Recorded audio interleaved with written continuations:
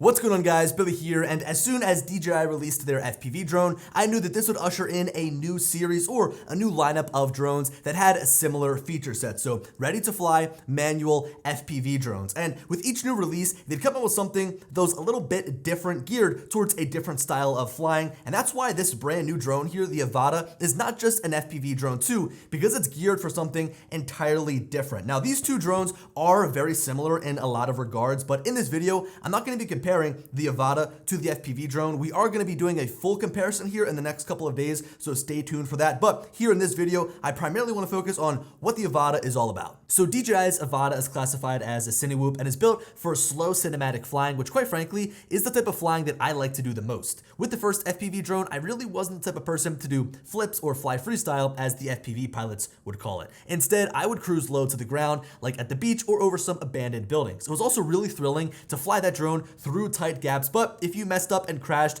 you likely weren't getting a second chance, as durability was a big issue. You know, it's funny because during my time flying the FPV drone here, I was trying to use it like a Cinewhoop, so now the fact that the Avata is a thing and it exists, it really makes my life easier as it's more geared towards my style of flying. It also can definitely take a hit, as I've crashed this thing multiple times, with the worst being straight into a metal pole. I was only doing like 10 miles an hour, but it hit the drone square on the front where the most delicate piece is located, and that is the gimbal and camera, and it doesn't even have a single scratch on it. So this brings us into our first topic very nicely, and that is the design and specs here of the Avata. This thing is pretty much all propellers and battery, as the camera and electronics are housed in the center and barely take up any room. The entire frame of the drone is made of a high quality plastic that protects the propellers and the center components, which, as we've witnessed, provides rigid protection. The build quality is all around top notch, as there's no bending or bowing of the plastic, and it can definitely withstand some abuse. Now, this is a 3-inch drone, so the props measure 3 inches in diameter and can be removed or replaced with the small tool that comes included in the box. If you look closely at the underside of the drone, there are 6 other screw points that you can use to disassemble the drone if something needs to be repaired, and of course they use that same tool. This drone also has a USB-C port and a micro SD card slot that's hidden in the duct of the rear left propeller, and it's kind of tough to get to just because that propeller is in the way. I really wish that DJI would have found a better spot to put this, but looking around the drone, I'm not sure there's enough room anywhere else. Now, also on the bottom side, we have 4 little feet that the drone sits on. The antennas for the drone are also located in these feet, just for reference.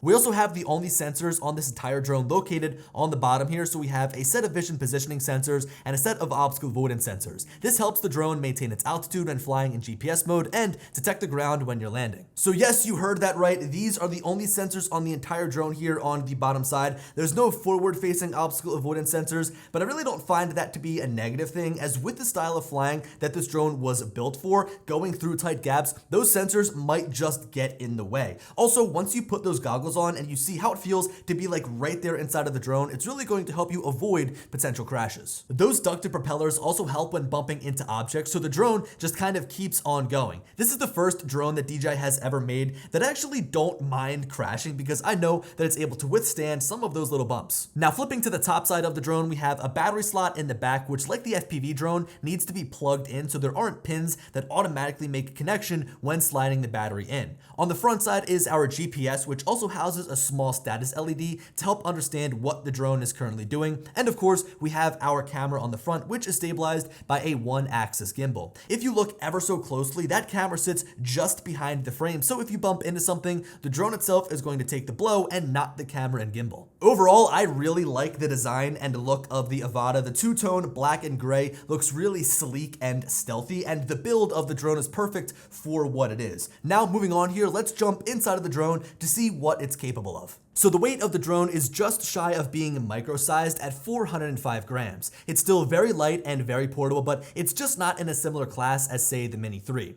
The speed on this drone is a respectable 60 miles an hour, so it's not as fast as the FPV drone, but you can still get after it. Chances are you're probably going to be flying on the slower side anyway, because that's what a Cinewhoop is built for. Now, DJI has advertised this drone to fly for 19 minutes, but In my case, I'm getting about 8 minutes on average with mixed flying styles, so in any given flight, I'll fly at a variation of speeds as I'm buzzing around, and when landing with about 15 to 10% left in my battery, my flight time is always around the 8-minute mark. That's still substantially longer than most Cinewhoops on the market though. Something interesting to note is that this drone has 20 gigabytes of internal storage, so you can record like 2-ish full flights if you wanted, although I would always try to use an SD card and then save that internal storage for those times where you forgot to put one in or bring one with you. Now at the bottom of our list here, I have some points regarding the image transmission system, but I have some time dedicated to touch on this more in depth towards the end of the video, so I'll save that for then. Overall, I really enjoy the design and performance of the Avata. It looks awesome, it performs really well when flying around, the controls are crisp and responsive, and like I keep saying, it's definitely built to take a hit, so I feel less stressed when flying as opposed to the first FPV drone. Okay, so moving into the camera here on the Avata, as we mentioned, it is stabilized by a one-axis mechanical gimbal, so that means that as you're flying around in the manual, sport, or normal mode, you can use the gimbal wheel on the back of your remote controller to pitch that camera up and down. Jumping straight into things here, I think that the video quality is really good. The colors and dynamic range right out of the gate are on point, and Rocksteady does a really good job at stabilizing the video that you capture, especially because this is a Cinewhoop built for cinematic flying. While you guys watch this video, I'll put some specs up in the corner that are good to reference, like sensor size, camera hardware, and different shooting details. The field of view is plenty wide with a 12mm equivalent lens, and there are plenty of video shooting and frame rate options. This video quality is also improved through that high bitrate of 150 megabits per second. Like most of DJI's drones and cameras, you also have the ability to shoot your video in the decent-like color profile to squeeze a little bit more dynamic range out of your image. One thing that I want to note that I found a little bit interesting is that the effective megapixels of this camera are 48, which means DJI is using a quad Bayer sensor. This is likely why the 4K video looks so sharp, because of the downsampling that the camera is doing. Now, I know this will be a topic of conversation in the comment section below regards to mounting your own action camera here onto the Avata, whether you want a wider field of view, a higher frame rate, a higher resolution. There's going to be people out there that want to mount their own camera to this drone. I've tried, but you kind of have a lot of things going up against you here. Like you have the battery that kind of takes up a lot of the top surface area, and you also have the GPS here on the front of the drone, leaving you with a very small surface area on the top to mount your camera. But luckily, I know that Ken, Original Dobo, has a great mount in the works for the Avata here to mount your own camera onto the drone if you choose to do so. But I've got to say that this camera is a big upgrade over the first FPV drone. I personally really enjoy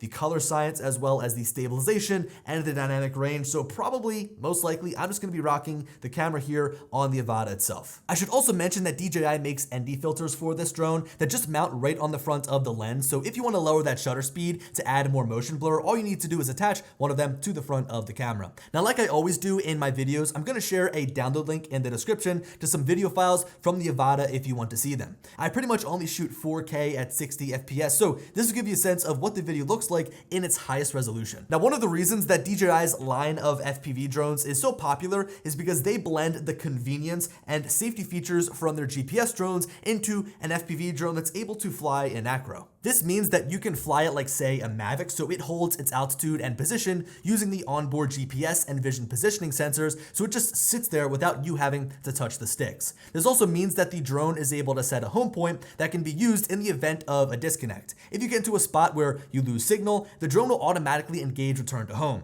Even if you're in the manual flight mode, it'll automatically flip you back to the normal mode, hover, rise to the altitude that you've set, and then come back to the home point in a straight line. You can also engage return to home using the button on your remote controller if, say, your goggles die or if you lose orientation. I just need to add a quick word of caution here when using return to home. We've become really spoiled with drones like the Mavic 3 that have sensors all the way around it that help it avoid obstacles while it's flying by itself on its way home. So it can redirect its course, go around obstacles, and make it safely back to its home point. But the Avata doesn't have any of that. There is no sensors on this drone, so it's a very simple version of return to home that that flies up to its predetermined altitude that you've set within the goggles, and then it flies straight back to you. It doesn't do any course correction, so if there's an obstacle in the way, it is going to hit that obstacle, as pretty much the only sensors on the drone are on the bottom that help it when it lands. To quickly dissect the different flight modes, we have the normal flight mode, sport mode, and manual. Normal and sport mode will allow the Avata to fly like a Mavic, while flipping into manual gives you full control for a completely different way of flying. Just as a quick tip, manual is actually not directly accessible out of the gate. You need to first go into the settings to enable it on the remote, and then to turn off the attitude limit, you need to then go to your rate and sensitivity settings and select the toggle at the bottom of the screen, which gives you a warning to first practice using DJI's simulator. Having these GPS features built into the Avata is what makes me continue to come back to DJI's FPV drones when I want to fly a little bit of acro, because it not only makes it more safe, it also makes it a lot more convenient and overall a lot easier, right? So as you saw in that screen recording, as I lost signal going behind those buildings, the drone immediately kicked back into normal mode and returned back home. I mean, as soon as I lost signal, I wasn't even worried. I knew the drone was going to do the right thing and it was going to flip me out of manual and come back home. And it did, right? It handled it perfectly. Now, in terms of like convenience, that's probably my favorite thing, because as I'm flying around and let's say I get a shot, I chase after a boat, I can then fly my drone up, flip it into normal, and just let it hover there and think about what I want to do next. I don't always need to be moving. I can take a break as I'm flying. Also, with the normal and sport mode, it makes it really easy to take off and land. So like I can flip my goggles up off my head, bring it down slowly, and there's no need to crash land like trying to land my drone when flying in acro. Overall, it really just makes it a lot easier to fly, and I feel a lot more safe when I'm cruising around using the Avata. Now, throughout this video, I've shown a couple of recordings of the goggles, which has kind of given you a look at the transmission or live feed that is displayed from the camera on the Avata back to the goggles too. Using O3, we have two different transmission modes, low latency and high quality. I typically go with the low latency mode to get a high frame rate in my goggles and to eliminate as much lag as possible. The bandwidth and range are similar to what we see on DJI's FPV drone, which really isn't much of a surprise, but let me tell you though, the range and penetration on this drone is insane. If you plan on flying through abandoned buildings or around empty office complexes where you'll have obstructions like buildings and trees, this drone will be able to cut right through those. I really have never flown a drone that is this smooth. I can count on one hand the amount of disconnects that I've had, and that was when I was really pushing it. Having a strong, reliable transmission system is really important, especially on an FPV drone, and this adds to the overall experience, making the Avata a joy to fly. Okay, so moving away from the drone itself and over to the peripherals, we've got a lot of different options to choose from when flying the Avata, but really the only new piece of gear, the only new, I guess, thing that we get alongside the Avata here is the brand new goggles too. To get everything that isn't new out of the way, the Avata uses the same FPV controller too and the motion controller that shipped with the first FPV drone. I personally like to fly with the regular controller as it gives you all of the buttons that you need with a traditional flying experience, but the motion controller really does open up a brand new way to fly this drone. Now, in regards to compatible goggles that we can use with the Avata, we have two different versions. We have the Goggles 2 and the older FPV Goggles 2. I know that it's very confusing. They both have the number 2 at the end, but this new set of goggles here, the Goggles 2, really does offer a lot of great upgrades. For one, they are way smaller and lighter, which make them more comfortable to wear for extended periods of time. They also have new OLED screens inside for deeper blacks and improved contrast. With these new screens, we also have a true 1080p downlink to the goggles as opposed to the 810p signal streamed back in the FPV Goggles 2. The new goggles also support head tracking like the original version of the goggles, you know, those big white clunky ones. There are also plenty of little upgrades as well, like the sensor that detects that your face is in the goggles so it can turn the screen on and off, the little eyepiece protector, the small battery design improvements. You've also got a new way to actually focus in the lenses for your eyes. There really is a whole bunch to go over here. I want to focus on these goggles in their own separate video because I think there's a lot of really great upgrades here across the board, things I didn't mention here in this video. So definitely be sure you stay subscribed to the channel to not only check out that video, but all the other videos I have planned here for the Avata. But just know that when you're flying this drone, you can use the new Goggles 2 or the older FPV Goggles 2. And so guys, with that, I think that's pretty much everything I wanted to cover in regards to my initial review of the DJI Avata. This is a super fun drone to fly. It's well built and is the drone I think DJI should have initially launched, as it really does redefine what a Cinewhoop is and what a Cinewhoop can be. Now, when you look at that older FPV drone and this one here, the Avata, it has a lot of the same core functionality, a lot of the same core features, but I think that this is just a little bit more beginner friendly. So if you're somebody that's been wanting to get into FPV and you didn't want to go and purchase DJI's FPV drone, I think that this is going to be a really good option. And I think the one thing that really makes it stand out as being more beginner friendly is that it's more durable. Like, I don't feel as bad when I crash this drone because, as I've shown in this video, it can definitely take a hit. Now, if you're going to be picking this drone up, there are 3 different bundles, or like 3 different ways that you can purchase it from DJI's website directly. I'll leave a link down in the description if you are interested in picking one up. But basically, you can buy just the drone, just the Avata itself, so standalone, just the drone, or you can bundle it with the motion controller as well as the new Goggles 2, or you can swap those Goggles 2 out for the older FPV Goggles 2, save a little bit of money, but that still comes with the motion controller. But what I find weird is that they don't offer a bundle with the regular FPV controller too. I think that this is going to be the way that most people want to fly their drone. So if you want to pick this up, you've got to add it on separately. I still find that a little bit weird, but hey, this drone is a ton of fun to fly. Again, if you're interested, I'll leave a link down in the description below. I'm going to be continuing to make videos on the Avata here over the coming weeks, so be sure to subscribe here to the channel and also check out my Instagram because I will be posting a lot of really awesome footage from this drone. Anyway, thanks for watching. I hope you enjoyed, and I'll see you in the next one. Peace.